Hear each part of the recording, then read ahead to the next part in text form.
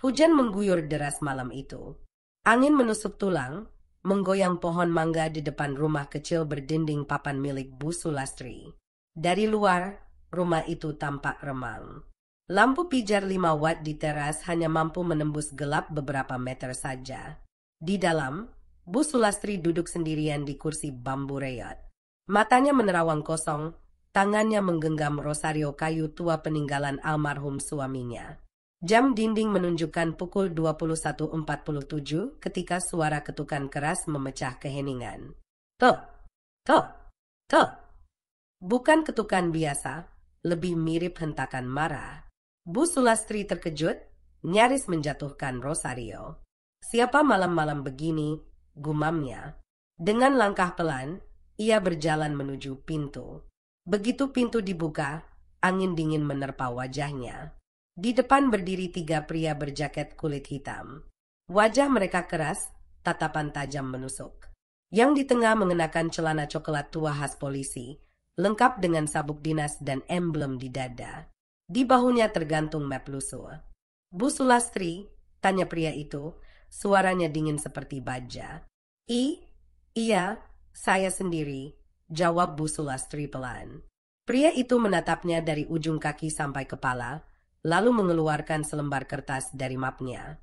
Ibu punya anak bernama Lintang Ayu Pratiwi, kan? Jantung Bu Sulastri berdegup kencang. Iya, ada apa dengan anak saya? Wajah pria itu tidak berubah. Anak ibu menabrak mobil saat pulang dinas seminggu lalu. Mobil itu milik salah satu pejabat penting. Kerusakannya parah. Ibu harus bayar ganti rugi 50 juta rupiah. Kalau tidak, urusannya akan panjang. Bu Sulastri ternganga. Apa? Tidak mungkin. Anak saya baru pulang dari luar kota minggu lalu. Dia sehat-sehat saja dan tidak ada kejadian apa-apa. Pria itu tersenyum miring, menatapnya dengan tatapan merendahkan. Ibu mau melawan saya? Mau membela anak ibu? Saya ini polisi, Bu. Kalau saya mau, besok anak ibu bisa masuk tahanan. Saya punya semua bukti. Pria di sebelahnya menyelipkan tangan ke pinggang, memperlihatkan gagang pistol yang sengaja dibuat mencolok. Mata Bu Sulastri mulai berkaca-kaca. Tapi, uang sebanyak itu, saya tidak punya, suaranya bergetar. Oknum polisi itu mendengus. Saya kasih waktu 3 hari. Sekarang kasih berapa yang ibu punya. Sisanya jangan sampai telat. Kalau telat, kita angkut anak ibu langsung. Tangan Bu Sulastri gemetar saat berjalan ke kamar. Ia membuka lemari, menggeser baju-baju lusuh, lalu meraih sebuah kaleng biskuit tua. Di dalamnya ada uang tabungan yang ia simpan bertahun-tahun. Hasil menjahit baju tetangga, hasil menahan lapar demi menabung. Uang itu rencananya untuk biaya operasi katarak bulan depan. Namun, malam itu, ia mengambil semuanya. Hitungannya cepat, hanya 7 juta rupiah. Ia menyerahkan uang itu dengan tangan bergetar. Ini saja yang saya punya sekarang. Oknum polisi itu mengambilnya begitu saja, tanpa terima kasih. 3 hari lagi, Bu. Jangan bikin saya datang lagi dengan cara yang lebih keras. Lalu ia berbalik, berjalan meninggalkan rumah sambil tertawa kecil. Begitu suara motor mereka menghilang di kejauhan, Bu Sulastri ambruk di lantai, memeluk dompet kosongnya. Air mata jatuh deras. Bibirnya bergetar, menggumam lirih. Ya Allah, apa salah saya? Sekitar pukul 23.10, suara motor trail terdengar mendekat. Pintu rumah terbuka. Seorang wanita berperawakan tegap masuk, mengenakan jaket loreng basah oleh hujan. Wajahnya dingin, namun matanya langsung melembut saat melihat ibunya menangis di lantai. Bu, serunya, berlari memeluk ibunya. Kenapa ibu? Siapa yang bikin ibu begini? Bu Sulastri mencoba menahan tangis, tapi suaranya pecah. Tanganku gemetar. Nak, mereka datang, katanya kamu menabrak mobil pejabat. Mereka minta uang 50 juta. Kalau tidak, katanya kamu akan ditangkap. Lintang, prajurit TNI wanita yang baru pulang dari tugas pengamanan perbatasan, mendengar itu dengan wajah memerah. Urat di lehernya menegang, napasnya berat. Bu, siapa mereka? Coba ceritakan semua dari awal. Setiap kata yang keluar dari mulut ibunya seperti bara api yang membakar telinganya. Begitu mendengar nama Ibda Rudi, Lintang langsung berdiri. Bu, demi Tuhan, aku nggak akan tinggal diam. Mereka sudah salah orang. Ia masuk ke kamarnya, melepas jaket loreng, menggantinya dengan seragam TNI lengkap. Sepatu PDL ia kenakan, pistol dinas ia kunci di pinggang, dan ponsel di sakunya sudah terhubung ke rekan-rekan di markas. Malam itu, hujan belum mereda ketika Lintang menyalakan motor trailnya. Helm hitam menutupi separuh wajah, tapi sorot matanya penuh amarah. Rudi, kau sudah ganggu orang yang salah. Gumamnya, sebelum menghilang di tikungan, menembus gelap malam dengan deruk knalpot yang garang. Lintang melaju kencang di jalanan basah malam itu. Deruk knalpot motor trailnya memantul di dinding rumah-rumah kampung. Matanya tajam menatap setiap tikungan sambil menghubungi rekan di markas. Danang, cari posisi Ibda Rudi sekarang. Pakai jalur cepat, ini darurat. Dia sudah memeras ibuku. Suara di ujung sana terdengar terkejut namun sigap. Siap, Sersan. Target terakhir terlihat di warung kopi dekat Polsek. Tanpa pikir panjang Lintang memutar gas lebih dalam, cipratan air hujan menghantam. Seragamnya, setiap tarikan napas dipenuhi amarah dan rasa tak rela. Di kepalanya hanya ada satu tujuan, menuntut balas atas penghinaan yang menimpa ibunya. 15 menit kemudian ia sampai di sebuah warung kopi semi terbuka. Lampunya redup, beberapa pria duduk sambil merokok, dan di sudut sana, Ibda Rudi tampak santai dengan kaki terangkat di kursi. Tertawa bersama dua orang anak buahnya sambil menghitung uang di atas meja. Lintang menurunkan kecepatan motor, mematikan mesin, lalu berjalan. Perlahan mendekat dengan langkah mantap. Hujan yang menetes dari helmnya membasahi lantai semen. Semua mata di warung itu beralih padanya. Suasana hening sesaat, hingga suara berat Lintang pecah. Rudi. Ibda Rudi menoleh, wajahnya berubah kaget sebelum menyeringai. Wah, siapa ini? Prajurit cilik yang katanya tabrak mobil pejabat? Mana ibumu? Uangnya sudah siap belum? Lintang mendekat, jarak mereka kini hanya 1 meter, tangannya mengepal. Kau sudah keterlaluan, Rud. Aku nggak pernah nabrak siapapun, apalagi mobil pejabat. Kau memeras ibuku dengan ancaman, itu perbuatan pengecut. Nada suaranya berat, menahan diri agar tidak langsung memukul. Namun Ibda Rudi justru tertawa terbahak-bahak. Pengecut? Dengar ya, di kota ini aku yang pegang hukum. Semua orang tahu kalau mau selamat, harus nurut sama aku. Salah satu anak buahnya mencoba berdiri, tapi Lintang menatapnya tajam hingga pria itu kembali duduk. Mulutmu terlalu besar untuk ukuran polisi berpangkat rendah, ucap Lintang sambil mendekatkan wajahnya. Kalau mau main kasar, aku siap. Tapi ingat, Ruth, aku TNI, dan kau tahu konsekuensinya kalau aku lapor ke markas. Ibda Rudi mencibir. Lapor? Silakan, tapi sebelum itu aku bisa pastikan fotomu sudah ada di berita sebagai pelaku tabrak lari. Semua bukti sudah kuatur, saksi juga sudah dibayar. Kata-katanya membuat darah Lintang mendidih. Tanpa sadar tangannya menekan meja hingga bunyinya keras. Para pengunjung warung menahan napas. Lintang menarik napas panjang. Baik, kalau begitu kita selesaikan di kantormu sekarang, di depan semua orang, biar semua tahu siapa sebenarnya yang kotor di sini. Rudi berdiri, menantang. Ayo, aku enggak takut. Mereka berjalan keluar, beberapa warga mengikuti dari belakang. Aroma konflik mulai menyebar di udara. Di depan polsek suasana semakin ramai karena kabar bentrokan antara TNI dan polisi mulai tersebar. Belasan anggota polisi bersenjata berdiri di depan pintu. Beberapa rekan TNI yang mendengar kabar Lintang pun datang, membawa kendaraan taktis kecil. Ketegangan memuncak. Kapolsek yang mendengar keributan keluar mencoba menenangkan. Lintang, ini bukan tempatnya ribut, mari kita bicara. Baik-baik, tapi Lintang menatap lurus pada Rudi.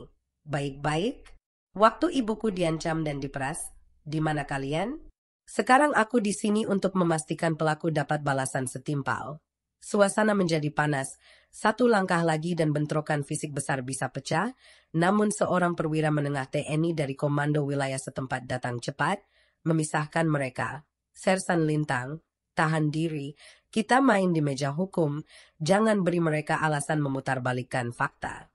Lintang menarik napas panjang, matanya tetap membara, lalu ia berkata keras di depan semua yang hadir. Baik, aku tantang kasus ini masuk ke pengadilan militer dan pengadilan umum, biar rakyat tahu siapa yang benar dan siapa yang licik. Warga yang menonton bersorak, sebagian merekam kejadian dengan ponsel, tekanan publik mulai membesar. Rudy berusaha menjaga muka, namun ia jelas terguncang, beberapa anak buahnya mulai mundur perlahan. Malam itu, di bawah hujan yang belum reda, keputusan diambil. Kasus ini akan dibawa ke sidang terbuka, dan itu berarti rahasia kelam yang selama ini disembunyikan Rudy akan mulai terkuak satu persatu. Lintang berdiri tegak, menatap lurus ke arah lawannya sambil berkata lirih namun penuh ancaman. Kau sudah memulai perang ini, Ruth, aku akan mengakhirinya. Hari persidangan tiba, aula gedung pengadilan negeri dipenuhi wartawan, kamera televisi, dan warga yang penasaran. Kabar bentrokan antara TNI dan polisi yang berawal dari pemerasan terhadap seorang ibu telah menyebar ke seluruh kota, bahkan menjadi berita nasional. Di kursi terdakwa duduk Ibda Rudy dengan wajah dingin namun jelas gelisah. Tangannya meremas meja di depannya, sementara di kursi penggugat berdiri tegak Sersan Lintang Ayu Pratiwi dalam seragam loreng lengkap, rambutnya diikat rapi. Sorot matanya tajam namun penuh kendali, di belakangnya duduk Bu Sulastri, memegang sapu tangan dan terus berdoa lirih. Di sisi kiri ruang sidang terlihat perwakilan dari Kodim setempat, sedangkan di sisi kanan ada jajaran kepolisian termasuk Kapolsek yang menjadi atasan Rudy. Suasana begitu tegang hingga bunyi gesekan kursi pun terdengar jelas. Hakim ketua masuk, mengetukkan palu 3 kali. Sidang kasus dugaan pemerasan terhadap Bu Sulastri oleh terdakwa Ibda Rudy dibuka dan dinyatakan terbuka untuk umum. Suara hakim bergema. Kemudian jaksa mulai membacakan dakwaan, menjelaskan kronologi ancaman, jumlah uang yang diambil, serta kesaksian warga yang mendengar Rudy mengaku bisa memasukkan Lintang ke penjara dengan bukti palsu. Rudy berusaha menyangkal. Yang mulia, semua itu fitnah. Saya hanya menjalankan tugas. Laporan kecelakaan memang ada. Saya hanya mengingatkan pihak keluarga untuk menyelesaikan secara damai. Namun jaksa langsung memotong. Saudara terdakwa, laporan yang saudara sebutkan tidak pernah terdaftar di sistem kepolisian. Kami sudah memeriksa database, tidak ada kejadian tabrak lari yang melibatkan Sersan Lintang, dan kami punya bukti rekaman CCTV yang memperlihatkan saudara mendatangi rumah korban di malam kejadian sambil membawa 2 pria tak berseragam. Layar besar di depan ruang sidang menayangkan rekaman itu. Terlihat jelas Rudy mengetuk pintu rumah Bu Sulastri, masuk, lalu menerima uang dari tangan gemetar sang ibu. Suara hujan dan ancaman samar terdengar. Warga di ruang sidang mulai bergumam. Lintang tetap berdiri tegap meski di dadanya amarah membuncah. Kemudian pengacara Lintang memanggil saksi kunci, seorang polisi berpangkat Bribtu yang dulunya anak buah Rudy. Wajahnya pucat saat melangkah. Yang mulia, saya diminta oleh atasan saya, terdakwa, untuk menemani dia malam itu. Saya diberi perintah untuk menakut-nakuti korban dan memastikan uang diserahkan. Saya menyesal dan bersedia dihukum sesuai hukum yang berlaku. Pengakuan itu membuat ruang sidang riuh. Rudy membentak, pengkhianat. Kau cuma cari aman, tapi hakim mengetukkan palu. Tenang, atau saya keluarkan Anda dari ruang sidang. Lintang akhirnya diminta maju memberikan keterangan. Ia melangkah dengan langkah pasti. Suaranya tegas namun penuh emosi. Yang mulia, saya berdiri di sini bukan hanya untuk membela nama baik saya, tapi juga harga diri ibu saya dan semua rakyat kecil yang sering jadi korban arogansi aparat. Saya seorang prajurit TNI yang bersumpah membela bangsa, tapi saya juga seorang anak yang tidak akan membiarkan ibunya dipermalukan oleh orang yang seharusnya melindungi rakyat. Tepuk tangan spontan terdengar dari warga. Meski hakim mengingatkan untuk tenang, jaksa kemudian memutar bukti lain, rekaman telepon yang secara diam-diam diambil oleh Lintang pada malam konfrontasi di warung kopi.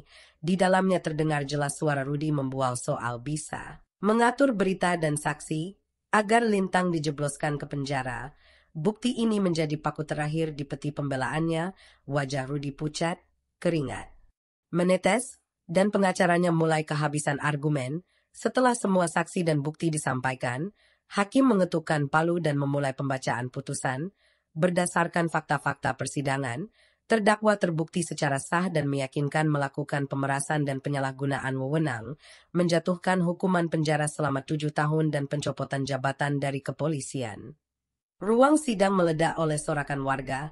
Bu Sulastri menangis terisak, memeluk Lintang dengan erat. "Terima kasih, Nak, kau sudah membela ibu sampai akhir."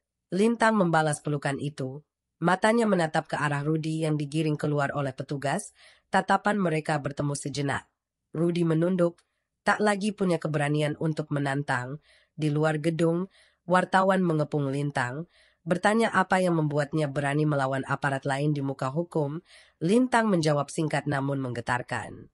Karena kebenaran tidak punya seragam, dia hanya butuh orang yang berani membelanya. Ucapan itu langsung menjadi tajuk berita. Malam itu, kasus ini menjadi simbol bahwa hukum bisa berpihak pada rakyat kecil jika ada keberanian untuk melawan. Dan malamnya, di rumah kecil mereka, Bu Sulastri dan Lintang duduk di teras, memandangi hujan yang turun lagi. Kali ini bukan hujan yang membawa kenangan pahit, tapi hujan yang membersihkan luka dan membawa rasa lega. Lintang tersenyum kecil sambil berkata, "Bu, sekarang kita bisa tidur nyenyak." Dan untuk pertama kalinya setelah sekian lama, Bu Sulastri menjawab dengan senyum penuh damai, "Iya, Nak, malam ini kita menang."